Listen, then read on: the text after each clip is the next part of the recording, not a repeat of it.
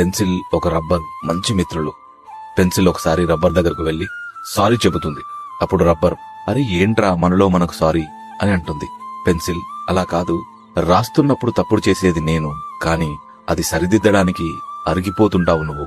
నేను ఎన్ని తప్పులు చేస్తే నువ్వు అంత అరిగిపోతూ కూడా నా తప్పులు సరిదిద్దుతావు. కొన్నాళ్లకు నువ్వు లేకుండా కూడా అయిపోతావు. చాలా బాధేస్తుంది, అందుకే నీకు సారీ చెబుతున్నా అని అంటుంది. దానికి రబ్బరు, చచా, నువ్వు నాకు సారీ చెప్పడమేంటి, నేను కాకపోతే ఎవరు సరిదిద్దుతారు, అయినా కొన్నాళ్లకు నీకైనా గుర్తుంటుంది కదా, రబ్బర్ అనేది ఒకటి ఉండేది, నా తప్పులు సరిదిద్దేది, అది నాకు చాలు అని అంటుంది. ఈ కథలో పెన్సిల్ మనమైతే అరిగిపోతూ కూడా మన తప్పులు సరిదిద్దే ఆ రబ్బర్ లాంటి వాళ్ళు ఎవరో తెలుసా? అక్షరాలే రాయడం రానప్పుడు ఎక్కువ తప్పుల్ని సరిదిద్ది భరించేది అమ్మ అనే రబ్బరు. అక్షరాలను పదాలుగా సరైన వరుసలో రాసేటప్పుడు తప్పులు సరిదిద్దేది నాన్న అనే రబ్బరు.